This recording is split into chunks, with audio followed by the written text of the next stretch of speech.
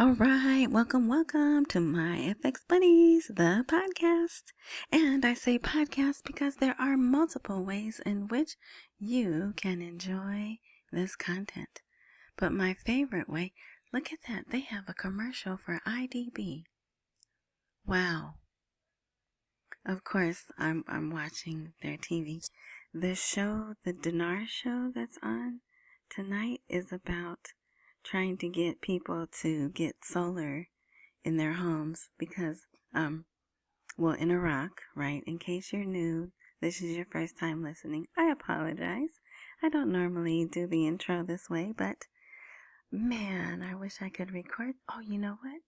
It might be on their website. It looks very much like it's very modern, showing them the credit cards. It even looks like they're showing them, hey, come in and get a loan. Oh, yeah, see? That they might even be talking about this on the show that's called The Dinar.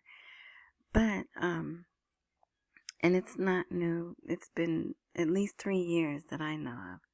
That's been the name of the show.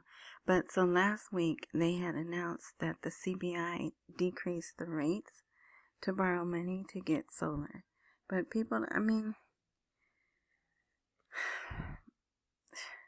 I guess the wealthy people, they could get it, right? But they can't even keep the electricity on right now. How are you going to try to tell them to put in solar, right? But there are some farmers that are using it. And the thing is, one of the things with it is they have sandstorms. And when those sandstorms come, it will scratch the panels. And then the panels are no good. So they've learned over time to cover as much as they can, cover the panels, the solar panels. When they know that with the modern technology, they know now when the sandstorm's coming, approximately how long it's going to hover over the different places. So it's really, really neat in that aspect. But the average person, they can't afford that right now. But anyway, all right. So it's Sunday. I used to watch this show called Sábado. Wait. It was Sábado Gigante, which I think that was Saturday, right? But for some reason, I always go Sunday. Anyway, oh man, that show was a classic show. Anyway, so let's get to this. Sunday, February 1st. Oh, I meant to put, maybe I'll put the little thing. It says Sunday, February. Welcome to February, the month of love. Let's see. May this Sunday, because it's the first Sunday, which some people that means something to, some it does not. May this Sunday brighten your heart, lift your soul, and lead you with divine grace. As the month begins, welcome fresh energy, happy vibes, and endless blessings. Smile, trust the journey, and move forward, knowing you are loved and guided. So that's not too offensive, right? So I might post that because, I got all kinds of names for February, but the one that I was going to go with, I forgot. Because, I want to say favored, but not everyone knows what that means. Financially fit, I think I've used that before. But, it'll come back to me, the word that I'm going to go, with for February. It will come to me again. Because I try to find a word that will speak positivity, not only in this Iraqi Dinar thing we're watching, but in your personal life every day as well, too. So, all right, let's go with this. Washington rejects Maliki. Is the Iraqi Dinar now at risk? And that is not clickbait. Finally, they have said the warnings of economic repercussions that could affect the future of the Iraqi dinar. Finally, they have put those words in writing. Instead of hinting around, they actually put it in writing. So we're moving. I think that's progression. Yeah, so this is a good article. It's long, but it's good. Oh, and I forgot to say, so the best way to follow along with me or to see these articles for yourself is to go to the My FX Buddies blog. And how you do that is by wherever you are interacting with this content, look for a prompt of more info, intro, discussion. Jeez Louise. And I had coffee and I relaxed today. I don't know what's up with the brain. Here, let me make an adjustment. Some people say I'm a robot. So that's why I'm saying let me make an adjustment here. Anyway, rewind, look for a prompt of more info, intro, description, something of that nature. You click on that, and then you look for either link to My FX Bunny's blog or the actual link is there. You know, the blue with the HTTPS. You click on that, and you're at the blog, the free blog. You don't have to put your email address in, and I don't sell anything. So yeah, so then if you want to see the articles, plus I put the link there so you can pull up the original article because I don't write these articles. These are original Iraqi, sometimes from the neighbor and sometimes from UK websites that filter their news to people they think would be interested in reading their news. All right. So let's see what else. This is another one of those comprehensive articles, but let me tell you what happened. So just to summarize for time's sake, because I've already wasted some minutes. What happened today? There was no vote, but we knew there wasn't going to be a vote. But they did gather. Some of the members did go to the Parliament Hall. They had a meeting and talked about, who knows, right? So, but we already knew they were not going to vote because tomorrow, Monday, Sudani, Amiri, and Mashashwani, I'm just messed up his name, but he was the second deputy speaker. Actually, yeah, in the previous government, he was the second deputy speaker. They are going to Kurdistan to talk with Daddy Barzani, probably the nephew as well. To, who knows what. They're not going to tell us what they're really talking about. But of course it has something to do with the presidency and the prime ministership. I fully believe the Kurds know who they want as president, but they've even said, we're holding this off to sabotage Maliki. So, yeah. So that'll happen. So if they can insist on nominating Maliki for premiership, given the declared American rejection of this nomination, this path may open the door to extremely dangerous political, economic, and security repercussions for Iraq. So, yeah. And it says they're still recovering from the effects of many years of isolation, sanctions, and conflicts, and any return to a state of tension with the international community, which is us, really, right, would be a serious setback to the path of openness achieved in recent years. We must be careful, blah, blah, blah. So also what has happened,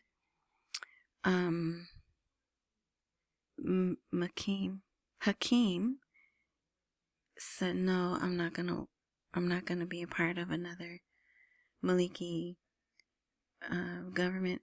Today, a body came out and was like, look, they're gonna restrict the dollar. So they're not being quiet about it. They're not hinting about it. They're saying, if you put Maliki in, we're going to restrict the dollar access to you. So that's not good. But here they are still talking about it. But I also think that's because Maliki's trying to negotiate for maybe some other position in the government, or a guarantee that he'll be free until he passes away, right? All right, now look at this. So even despite everything Iran is going through, the Central Bank of Iran is distributing the 500,000 Toman note through the banking network, featuring 11 security features. And this was in Iraq's news. Yeah, so they still use the thing called check. Then they still have the currency. So here it's 500. I bet you though, where this symbol is right here, if you hold it under the light, maybe some zeros pop up or something. Let's see. So this, why do the people of Iraq need to see the Toman note and need to see the security notes? They security what are they? Mechanisms. And then if you're an Iraqi, how do you feel about this? You're like, what? They got their new money and we're still waiting? Right? So yeah, so that's out and they can go to their banks and they can get it. So I guess it says check on it. Maybe this is the front and that's the back. I don't know.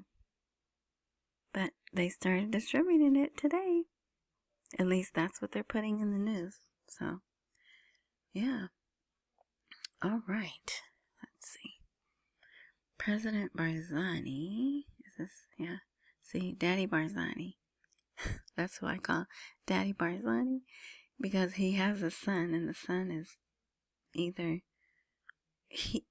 he's already had his time as either president or prime minister, but he's still the one that runs the country. It's just crazy to me. But anyway, so even though now he's just the president of, I think, the KDP, president,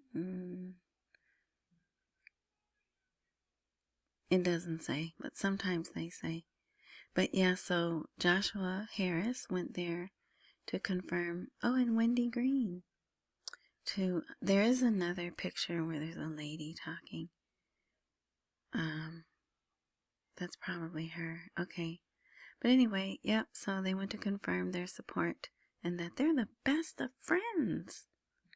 Strengthening of the American-Iraqi partnership in various fields. So the rest of these are just going to be in a hodgepodge order, all right? Because they're just about, various things. Let's see, coordination. Yeah, so I told you about that. They're going to over there to talk.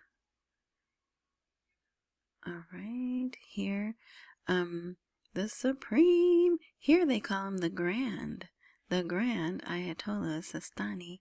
He says the first day of Ramadan will be February 19th. And also, there was an announcement, just some trivial note. The way that they've been doing probably since the beginning of Islam, they wait for the moon to be seen at a certain whatever, and then they determine when Ramadan starts, and that's why the different Muslim countries would have a different starting date. Well, this one guy said, no, we're all starting on the same day this year. Same time, same day. So I don't know if people are going to honor that, but I thought that was interesting. So yeah, so February 19th, and then it'll go till March. So they do 30 days plus a 3-day holiday at the end of that, right? Oh, yeah. Okay. And then this Wednesday is another holiday. This is clearly it's not a current picture, but it's one of those ones. It's a major holiday. The people come and they go to to this mosque and party. So that's Tuesday and Wednesday. There'll be no work done. Supposedly Thursday they're going to meet to vote on the president. We'll see. There's still more about Mark Savaya. Is he there? Is he not? Now, I did look. I don't see anything on the official White House, Department of State, Treasury. I don't see anything from the U.S. president saying he's been terminated, but whatever, right? But, and Reuters said it, but they can be wrong too. But this is Fawad Hussein right here. He is currently, actually, I don't know what he is currently. Nothing. I don't think he's in the current government. But he has been in government longer than anyone else. Actually in government, holding some position, right? His last position was foreign minister. In fact, they still keep calling him foreign minister.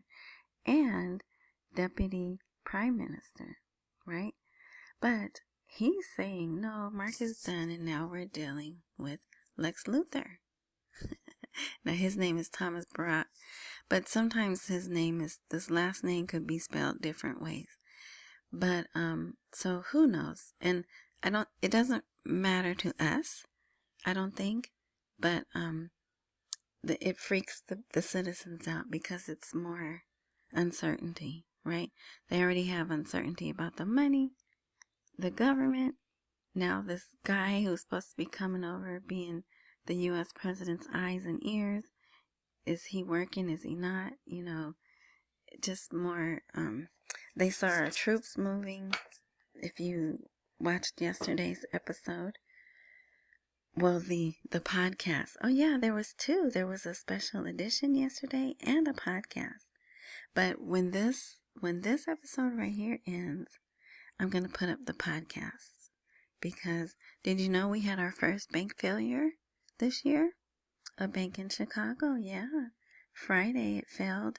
Tomorrow it's going to open as Metropolitan something or another. So what I was saying, and I was practically whispering because I forgot to put that in, so I had to record it and snip it in there. The banks, there's so much going on with our economy.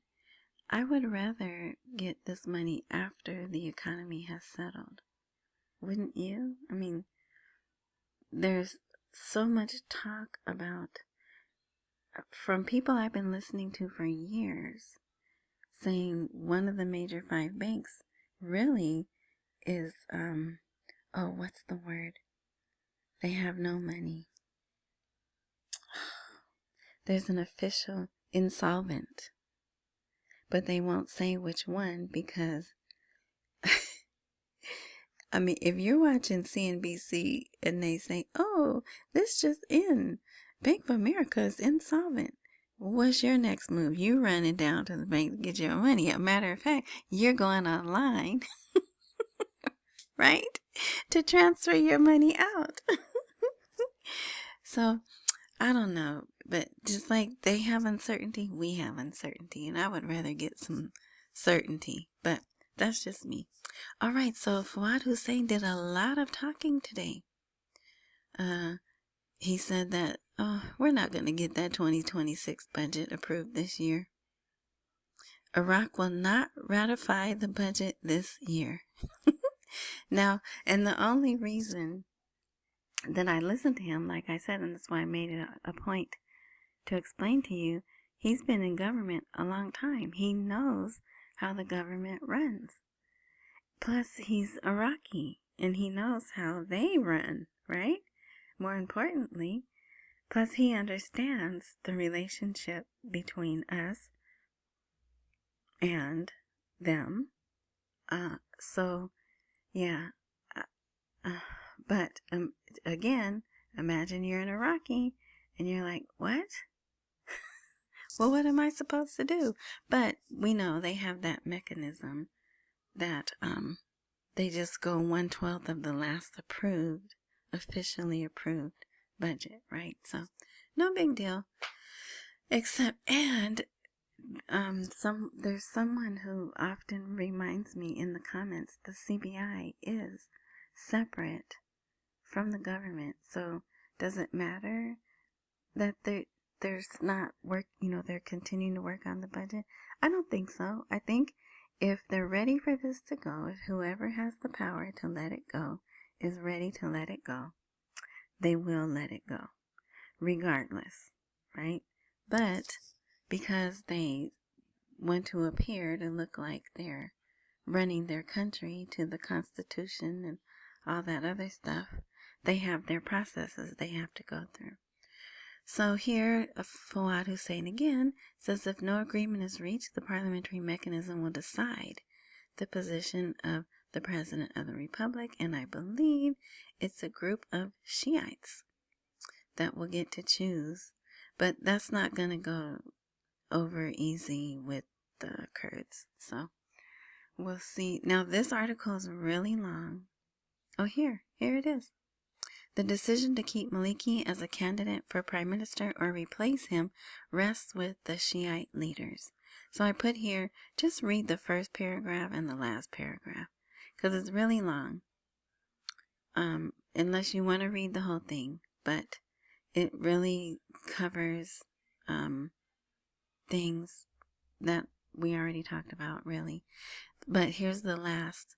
If no single candidate for the presidency is agreed upon, there are mechanisms to elect someone to the position in the House of Representatives, ruling out the possibility that the Democrat would withdraw its candidate for the position, given that the party is the largest in terms of the number of votes and seats it obtained in the elections, and I believe they're talking about the Kurdish government elections.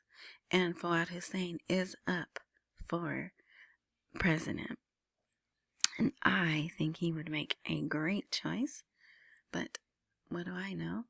Alright, so if you'd like to support my FX buddies, these are the ways to do it.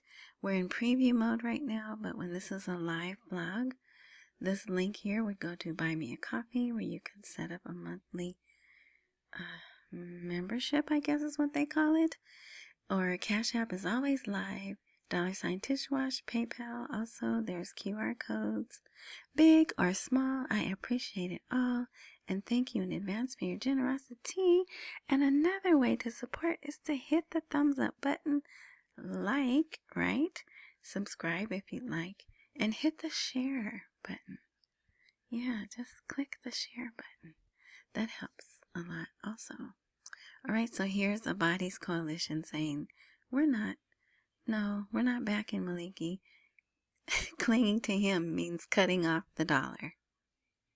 Okay, so, and there, if you don't remember Abadi, this is him here. He's a previous prime minister. He was prime minister during one of the terms of Obama. I can't remember which one, because that's when I really just started following the articles like this. So, but yeah, Iraq is facing a clear economic challenge, which requires the formation of a government that has a vision for dealing with the current regional and international challenges. And I bet you they're considering us one of those challenges. So finally, we hear from Mohammed Saleh. And he came in to talk about the debt, utilizing domestic debt in investment opportunities. Yeah, he said it represents a financial burden. It also presents opportunities for development and investment. And when I was reading this, I was thinking of Robert Kiyosaki, how he always says, I use debt to make money, right? Well, if you've ever listened to Robert Kiyosaki or read any of his books. So this must be Wendy Green right here. Let's see. United States affirms its strong enduring partnership with the Kurdistan region. Let's see, is that her name? Yeah, that's her. Consul General Green. All right. Unwavering commitment to supporting a sovereign, stable, and prosperous Iraq. 2 out of 3 ain't bad, right? Okay. We're going to skip that. Who knows when the last day is. If they weren't already in a constitutional breach after the day, they're definitely in a constitutional breach. Here's another. He's actually a politician, possibly in the current government. Delamy, I don't know how you say that, warns of an American plan to undermine the economy. Duh. They're flat out telling you the U.S. Treasury is planning to cripple the country's economy, create chaos in dollar trading, and pressure the central bank to impose restrictions to achieve clear objectives. But can we do that? Because remember, the central bank is independent. Yeah, no, that's not. It's nice to say, right? But yeah, so imposition of new restrictions on banking operations in the coming days, which could further complicate the economic and living conditions in the country. Oh, we need to hurry up. Okay, so this is another article. Now, the citizens are finally understanding. Wait, what? Our oil money goes to America first? So, why hasn't Iraq been freed from the dependence on its funds held by the U.S. Federal Reserve? And let's see. One of the My FX Buddies episodes is called A Roadmap to Iraq's Financial Freedom or something like that. They used part of his, okay, sorry. Let me find that first. They used part of his article here, A Roadmap for Releasing Iraqi Funds. That was Nabil Marsumi, so they actually put part of his article in here. But as far as the reasons why they're not freed, corruption and subservience to the neighbor. See that right there? And the main reason is the neighbor. So, if you want to read that, and then you wonder, if you're one of the people that say, why can't they just flip the switch? Why is it taking so long? Because it's more than just that. When it's control. And I tell people all the time, if you've never watched the movie W, I know you hate George Bush. I know he's a Republican, but this movie has so much truth in it. See, it's labeled, I think, as a comedy. And that's how they do that. They put all this truth in these movies, and then you go, oh, but it was a comedy. So you don't take any of it. But there's this one scene where they're in the war room, I guess you call it that. And they have a map of the Middle East. And smack dab in the middle is the neighbor. And it's in red. Because they wanted that. They wanted to take control of them. And then that's why this guy here is holding on so tightly. I mean, people who are in power, they're not just going to give up their power. What, and then I'm supposed to live like one of you? Oh, heck no, right? I'm a king. I'm a prime minister. I'm a whatever he is. Khomeini, right? They're not just going to give up. That's why the only way to remove them is to take them out, right? Because they're not going to step down. But anyway, so here, and then we'll be almost done. We'll be done. Look how it says the neighbor framework. It doesn't say the coordination framework. It says the neighbor framework. Our orders come exclusively from the neighbor, and we do not respect American directives. So, yeah. So if you want to read that, you can, but, I mean, you can get the gist of it. Now, this is very interesting. These are the citizens. The citizens of the neighbor are interested in Washington to intervene against the regime, basically, right? But they're moving. And if you didn't hear about what happened over the weekend, there were several gas explosions. Right? That's what they're calling them. Gas explosions, but they were not. Now, so just spontaneously, but all at the same time. And the number changes. It's either 7 to 15 places just spontaneously combusted. And they were the buildings that the IRGC members live in. So, yeah, that happened. And Ice Cream Land immediately came out and said, hey, we didn't have anything to do with that. That wasn't us this time. And we haven't said anything. So, who knows? I mean, you can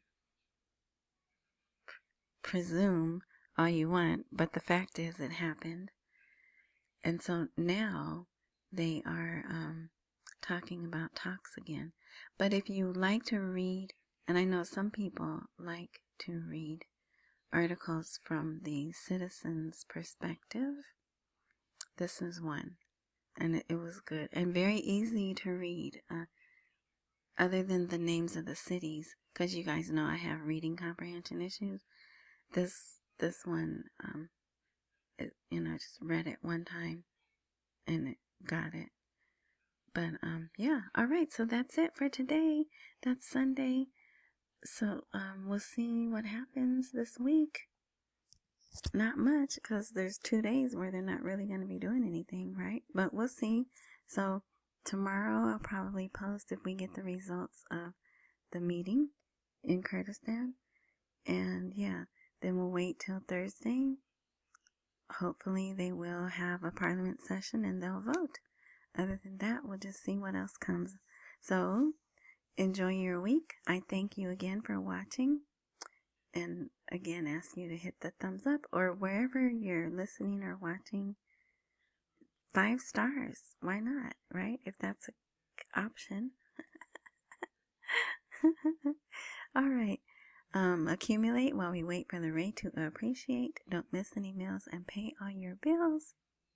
Enjoy the rest of your morning, night, noon, whatever time frame you are indulging in this content. And until next time.